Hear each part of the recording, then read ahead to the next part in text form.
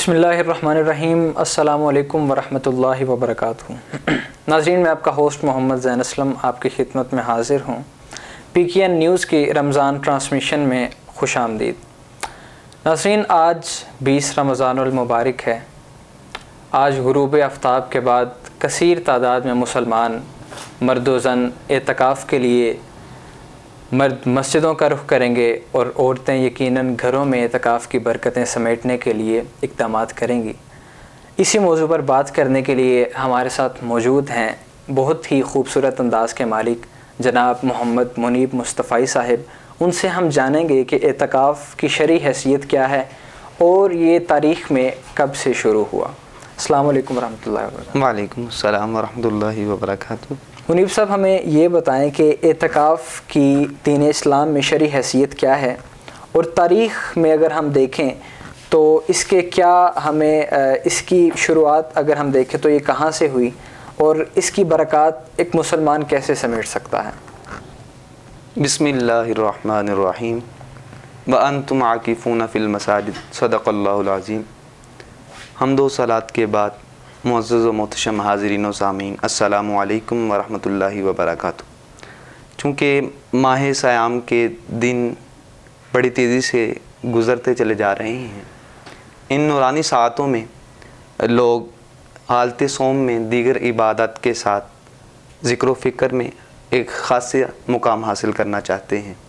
چونکہ آج 20 رمضان المبارک کا دن ہے اور آج یقیناً غروب آفتاب کے بعد اعتکاف کی برکات سے لوگ مستفید ہوں گے۔ بے شک۔ تو میں نے قرآن کریم فرقان حمید میں سے بھی آپ کے سامنے سورۃ البقرہ کی 186 نمبر آیت کریمہ ہے پڑھنے کا شرف حاصل کیا۔ اسی طرح حضور علیہ الصلاۃ والسلام کی حدیث مبارکہ ہے، مانی تاکف عشرا فی رمضان کأن تحجتین وعمرتین، کہ جس بندے نے 10 دن کا اعتکاف کیا رمضان میں تو گویا کہ اس نے 2 حج اور 2 عمرے ادا کیے۔ سبحان اللہ۔ تو اس طرح سے شریعت مطہرہ میں اعتکاف کی فضیلت کو بیان کیا گیا۔ تو میں اس کی تاریخی حیثیت سے بیان کرنے سے قبل میں ایک بات عرض کرنا چاہوں گا۔ دیکھیں، اسلام ایک مکمل ضابطہ حیات ہے، مکمل ایک رہنمائی فرماتا ہے۔ تو چونکہ دیکھیں زمانہ اسلام سے پہلے لوگ قرب حاصل کرنے کے لیے جنگلوں میں چلے جاتے، رہبانیت اختیار کرتے۔ اسلام نے اپنے دامن میں وسعت دی، لوگوں کو اس طرح قائل کیا کہ اللہ کا قرب حاصل کرنے کے لیے تم سال میں چند دنوں کے لیے علیحدگی اختیار کرتے ہو تو تمہیں اللہ کا قرب حاصل ہو جاتا ہے۔ سبحان اللہ۔ تو وہ کس طرح سے؟ تو وہ یوں کہ جب انسان اعتکاف کی نیت سے مسجد کا رخ کرتے ہیں، چونکہ اعتکاف کا معنی یہ ہے علیحدہ ہونا اور کسی جگہ میں ٹھہرنا، اور اصطلاح شرع میں اعتکاف کا مطلب یہ ہوتا ہے کہ قرب الہی کی نیت سے مسجد میں آ کے مرد اپنے لیے ایک برکتوں کو سمیٹیں اور اسی طرح عورتیں گھروں میں برکتیں سمیٹنے کے لیے اقدامات کریں گی۔ تو اعتکاف کی حالت میں انسان اللہ رب العزت کے خاص قرب میں چلا جاتا ہے اور اللہ رب العزت کا خاص قرب حاصل ہوتا ہے۔ میں بات عرض کرنا چاہوں گا، دیکھیں کہ جدت کا یہ دور ہے اور اس انسان شب و روز محنتوں میں اور دیگر مصروفیات میں لگاتار پھنسا چلا جا رہا ہے، لیکن اللہ رب العزت کا قرب حاصل کرنے کے لیے اسے کافی مشکلات کا سامنا ہے۔ لیکن جیسے ہی ماہ صیام آتا ہے اور اس کا جو ابدی دشمن ہے شیطان، اس کو باندھ دیا گیا۔ بے شک۔ اس کا جو نفس تھا وہ بھی 20 دنوں میں کافی کمزور ہو چکا ہے۔ اب اعتکاف کے ایام شروع ہونے والے ہیں۔ جب بندہ مومن مسجد میں جا کے اعتکاف کی نیت سے بیٹھے گا تو یقیناً میں سمجھتا ہوں جو اعتکاف کی اس کو برکات حاصل ہوں گی، اس سے پورا سال وہ ایک روحانیت اور اپنے اندر چاشنی اور اپنے اندر ایک لطف اور حظ اس کو میسر آئے گا۔ بلکہ حضور علیہ الصلوۃ والسلام کی سیرت کو دیکھ لیا جائے تو میرے حضور علیہ الصلوۃ والسلام ہر سال اعتکاف فرمایا کرتے تھے۔ سبحان اللہ۔ اچھا، کسی سال نہ حضور سفر پر تھے یا کوئی عذر تھا جس کی وجہ سے حضور اعتکاف نہ کر سکے، تو تاریخ کے اوراق میں یہ بات موجود ہے کہ اسی سال کے اگلے رمضان میں میرے حضور نے 20 دن کا اعتکاف فرمایا۔ سبحان اللہ۔ یعنی کہ اعتکاف میرے حضور کی سنت موقدہ ہے۔ اب اعتکاف کی 3 صورتیں ہو سکتی ہیں، واجب، سنت اور نفل۔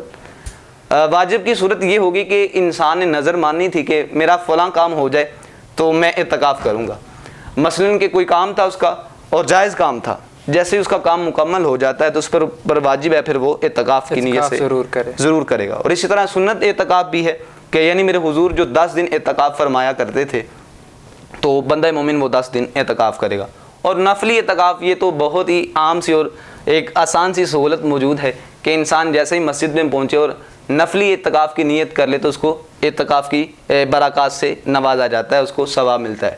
تو چونکہ دیکھیں اعتکاف کی حالت میں جب انسان چلا جاتا ہے تو پھر خاص قربت الہی اس کو میسر آتی ہے, خلق خدا سے وہ علیحدہ ہو چکا ہے اور اپنے آپ کو خاص طور پر اللہ رب العزت کی بارگاہ میں اس نے پیش کیا ہوا ہے.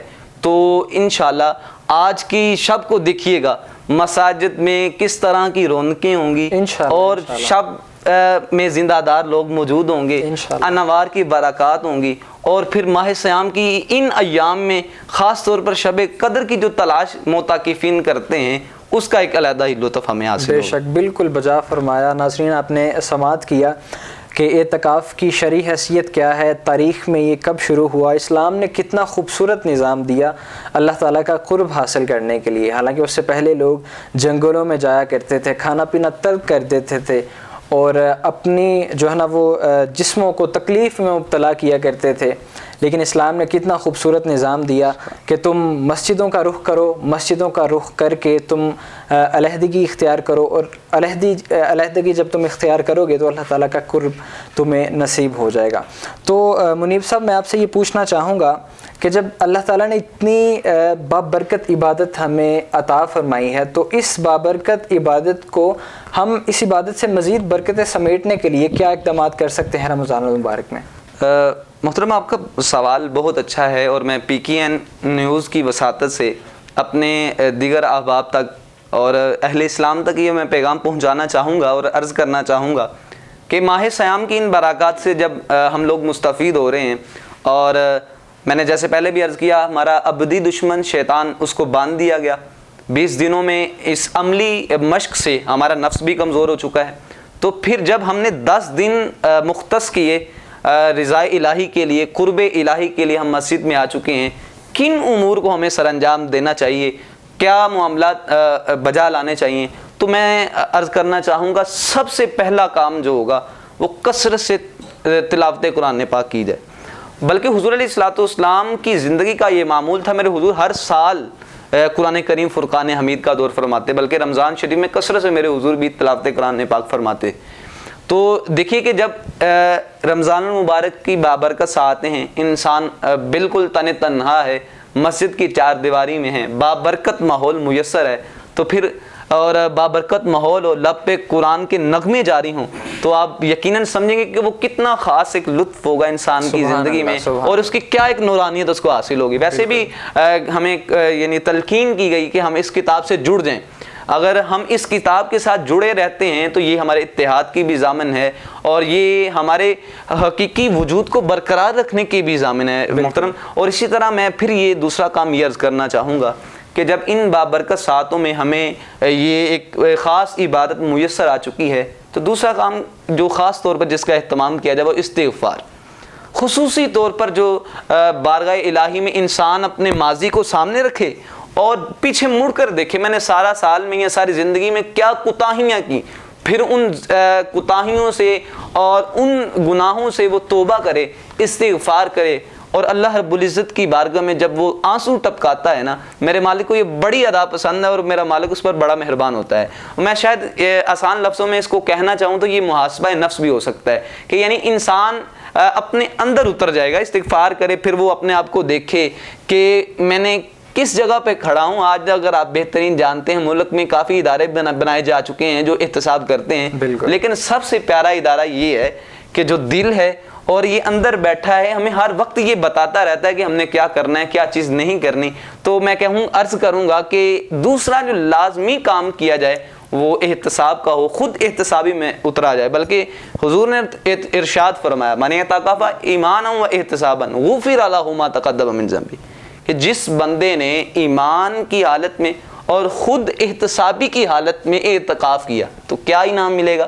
غفر له ما تقدم من ذنبہ, تو اس کے ماضی کے پچھلے سارے گناہوں کو معاف کر دیا جائے گا. شرط کیا ہے؟ خود احتسابی کی. مجھے وہ حضرت عمر فاروق رضی اللہ تعالیٰ عنہ کا قول ہر وقت حاضر رہتا ہے، ذہن میں موجود رہتا ہے. حاسبو قبل ان تحاسبو، کہ تم اپنا حساب خود ہی کرتے رہو قبل اس کے کہ تمہارا حساب کیا جائے. تو انسان خود اپنے اندر اترے، خود احتسابی کا عمل کرے. اور تیسری اور اہم بات وہ یہ کہ خاموشی کے ساتھ وہ انسان مراقبے کی حالت میں جائے. اللہ رب العزت کے ذکر کو کثرت سے وہ مراقبے کی حالت میں باواز بلند بھی کہے، یعنی جہری طور پر بھی ذکر کا اہتمام کرے اور خفی طور پر بھی. چونکہ جب وہ ان دونوں صورتوں میں ذکر کا اہتمام کرے گا، صوفیاء فرماتے ہیں کہ جب بندہ ایک مرتبہ لفظ اللہ پکارتا ہے، میرا اللہ اس کی طرف 70 مرتبہ نظر رحمت میرا رب اس کی طرف نظر رحمت فرماتا ہے، اور اس نظر رحمت فرمانے سے اس بندے کے 70 کبیرہ گناہ جل کے راکھ ہو جاتے ہیں. سبحان اللہ. اس قدر اس کو انعام میسر آتا ہے. اور آخری بات یہ کہ اس انسان کو چاہیے کہ خصوصی طور پر کہ اپنی قضا نمازوں کو ادا کرنے کی وہ کوشش کرے، کیونکہ یہ لازمی چیز ہے. دیکھیں اس کو ایک سہولت دی گئی کہ اگر تمہاری کوئی نماز قضا ہو گئی ہے، تمہاری کوئی نماز رہ چکی ہے، تو تم کیا اہتمام کرو، تم اس کی قضا کر لو. تو ان 10 ایام میں جو کام وہ ان قضا نمازوں کو ادا کرے گا، تو پھر فیض کیا ملے گا. جب ان 10 دن میں اس کی روٹین عملی مشق بن جائے گی، تو پھر وہ پورا سال اس کو جب یہ مشق یاد آتی رہے گی، ہر لمحہ اپنی قضا نمازوں کو دیکھے گا، ان کو ادا کرتا رہے گا. تو میں پھر المختصر اپنے سامعین سے عرض کروں گا کہ رمضان المبارک ان بابرکت ساعتوں میں اعتکاف کی نیت میں جب وہ موجود ہیں تو کثرت سے تلاوت قرآن پاک کریں، استغفار اور محاسبہ نفس کبھی نہ ترک ہونے دیں، اور ساتھ میں مراقبے کا اور ذکر الہی کا خاص اہتمام کریں. اور آخر میں سب سے بڑھ کر سب سے اہم اور لازمی چیز یہ کہ قضا نمازوں کو وہ ضرور ادا کریں. انشاءاللہ کہ جب پھر وہ شوال المکرم کا چاند نظر آئے گا اور مسجد کی دہلیز سے جب وہ باہر جائیں گے، تو انشاءاللہ وہ اپنے آپ کو ایک علیحدہ ہی ماحول میں پائیں گے، اور پھر علیحدہ ایک روحانیت ہوگی، ایک نورانیت میسر آئے گی، اور انشاءاللہ پھر وہ طبیعت میں بھی فرحت ہوگی اور قلوب و اذہان میں بھی انشاءاللہ وہ فرحت اس کو ضرور میسر آئے گی. انشاءاللہ. ناظرین، آپ نے سماعت کیا کہ کتنی برکتیں ہیں ان 10 دنوں میں اعتکاف کی. تو اب اس کے بعد میں کیا کہہ سکتا ہوں، علامہ صاحب نے کتنے خوبصورت انداز میں وضاحت فرمائی. پروگرام کا سلسلہ اسی طرح چلتا رہے گا. ملتے ہیں ہم ایک بریک کے بعد ہمارے ساتھ موجود ہوں گے ثنا خان مصطفیٰ صلی اللہ علیہ وآلہ وسلم، اور انشاءاللہ تعالی نعت شریف سے ہم اپنے قلوب و اذہان کو منور کریں گے. ملتے ہیں ایک بریک کے بعد.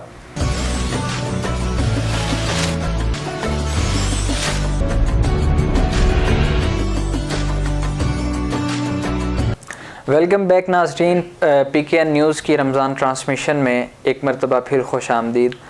ناظرین، ہمارے ساتھ موجود ہیں جناب عرفان رضوی صاحب، بہت ہی خوبصورت آواز کے مالک. ہم آپ سے گزارش کریں گے کہ حضور صلی اللہ علیہ وآلہ وسلم کی ثنا خوانی کے ساتھ ہمارے قلوب و اذہان کو منور فرمائیں. جناب عرفان رضوی صاحب. یا مصطفیٰ عطا ہو پھر اذن حاضری کا، یا مصطفیٰ عطا ہو پھر اذن حاضری کا، کر لو نظارہ جا کر پھر آپ کی گلی کا، کر لوں نظارہ جا کر پھر آپ کی گلی کا، یا مصطفیٰ عطا ہو ایک بار پھر دکھا دو رمضان میں مدینہ، ایک بار پھر دکھا دو رمضان میں مدینہ، بے شک بنا لو آقا مہمان دو گھڑی کا، بے شک بنا لو آقا مہمان دو گھڑی کا، یا صفاتا ہو، روتا ہوا میں آؤں، داغے جگر دکھاؤں، روتا ہوا میں آؤں، داغے جگر دکھاؤں، افسانہ پھر سناؤں میں اپنی بے بسی کا، افسانہ پھر سناؤں میں اپنی بے بسی کا، یا مصطفیٰ عطا ہو، دنیا کے تاجداروں تم سے مجھے غرض کیا، دنیا کے تاجداروں مجھے تم سے غرض ہے کیا، منگتا ہوں میں تو منگتا سرکار کی گلی کا، منگتا ہوں میں تو منگتا سرکار کی گلی کا، یا مصطفیٰ عطا ہو، میزان میں سب کھڑے ہیں، اعمال تل رہے ہیں، میزان میں سب کھڑے ہیں، اعمال تل رہے ہیں، رکھ لو برم خدا را عطار قادری کا، رکھ لو برم خدا را عطار قادری کا، یا مصطفیٰ عطا ہو پھر اذن حاضری کا۔ ناظرین، یہ تھے جناب عرفان رضوی صاحب، بہت ہی احسن انداز کے ساتھ حضور کی خدمت میں ہدیہ عقیدت پیش کر رہے تھے۔ یقیناً مدینہ کے ساتھ ہماری ایک دلی اور جذباتی وابستگی ہے، جو ہم دعا کرتے ہیں کہ اللہ تعالیٰ ہماری وابستگی ہمیشہ قائم و دائم رکھے۔ ناظرین، اسی کے ساتھ پروگرام کا وقت اختتام کو پہنچا۔ حاضر ہوں گے ایک نئے مہمان کے ساتھ، ایک نئے موضوع کے ساتھ، تب تک کے لیے اجازت دیجیے۔ اللہ حافظ۔